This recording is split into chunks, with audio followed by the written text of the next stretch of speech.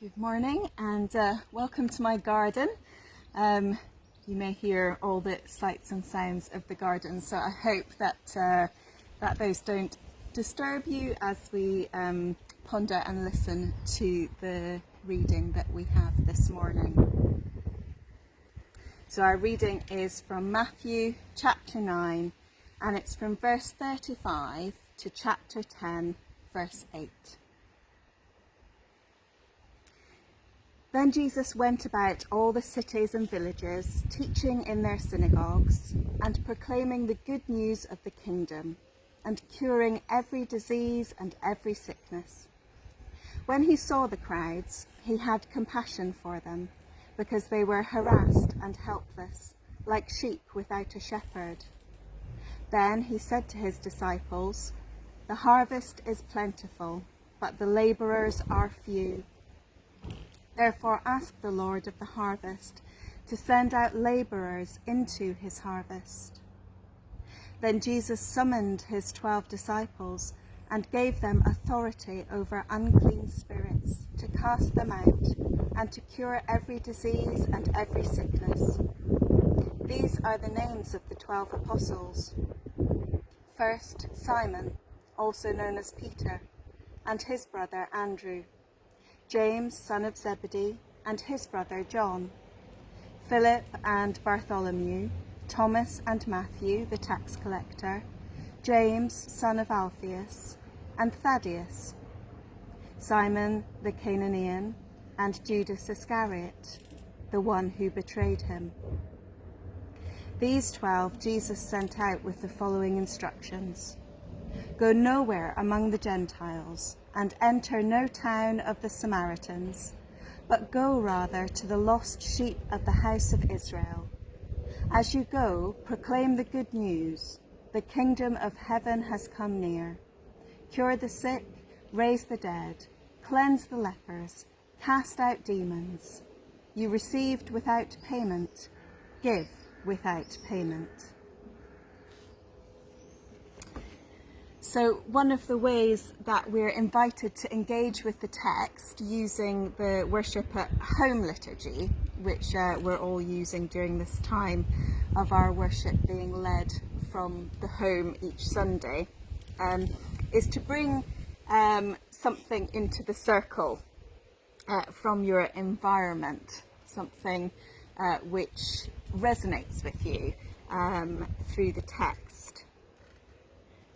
So bringing something into our circle of worship that we're creating now here between you, between you and me, and whoever is watching this broadcast, or whether you're doing it in the circle of your own home with your family.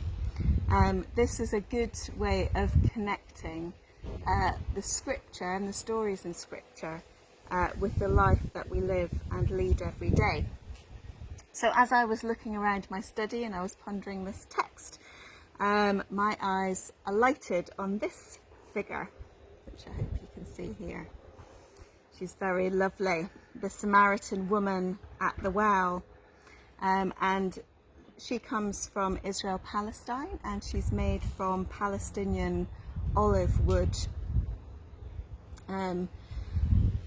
The olive trees of that area strike a very poignant symbol of the division of that land, together with being that ancient sign that hopefully one day all things and all places will be reconciled, will be at peace.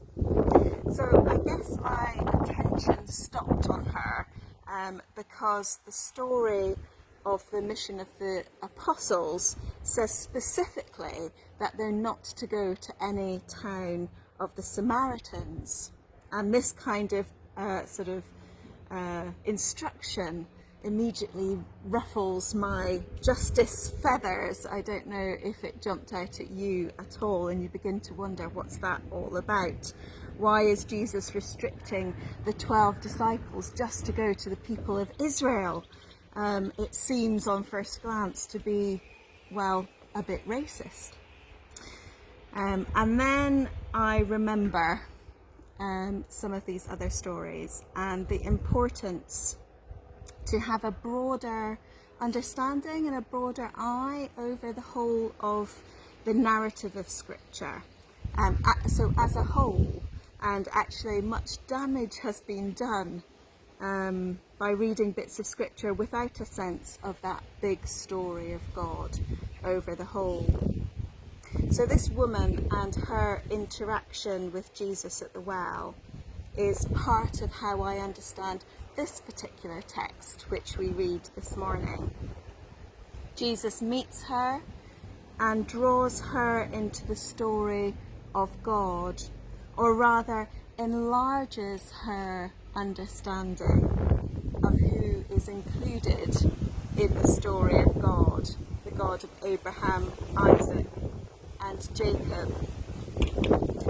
Perhaps, I think, maybe Jesus enlarges his own understanding as well through this encounter. Jesus' mission evolves as he does it, and the people he meets are part of him being shaped as well.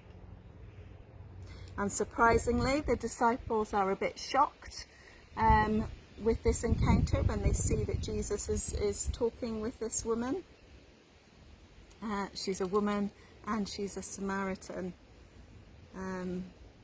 So it's a shocking encounter for all of them.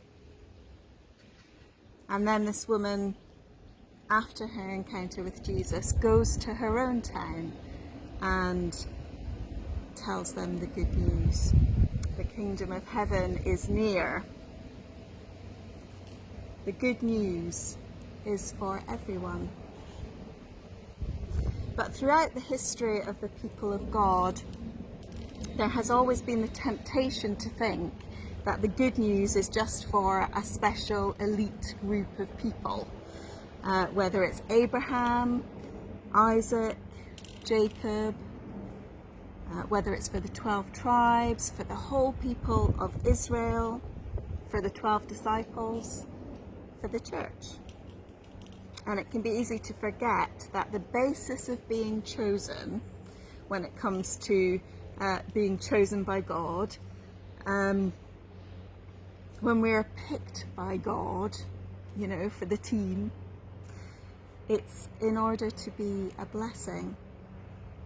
In the first call of God to Abraham, Abraham's chosenness is very explicitly not about just his own blessing. It is about him being blessed, but it's not just for him. It says this in Genesis 12. Now the Lord said to Abraham, "Go from your country and your kindred and your father's house to the land that I will show you. I will make of you a great nation, and I will bless you and make your name great, so that you will be a blessing. I will bless those who bless you, and the one who curses you I will curse, and in you all the families of the earth shall be blessed." This is the call to Abraham, to the people of Israel, to the 12 disciples, and to the church.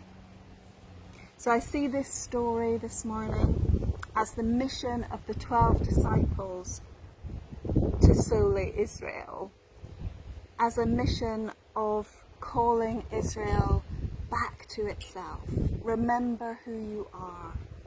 They're called to be the light of the world, so that the world will be enlightened with the love and blessing of God, not to just keep it to themselves.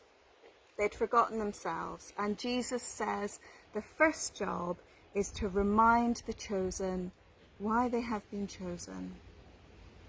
Any good news is to be for everyone.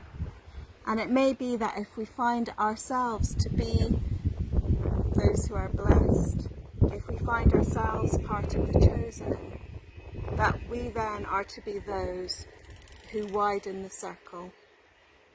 And through us, all the families of the earth will be blessed. So to us whose circles might feel a little bit small at the moment, even to us, is it time to widen our circles?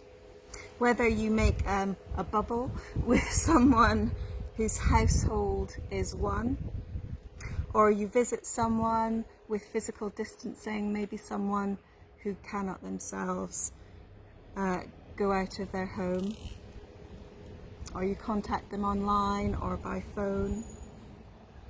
May you be those who are blessed to be a blessing.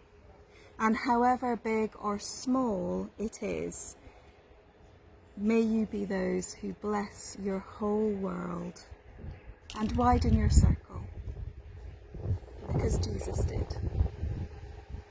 Amen.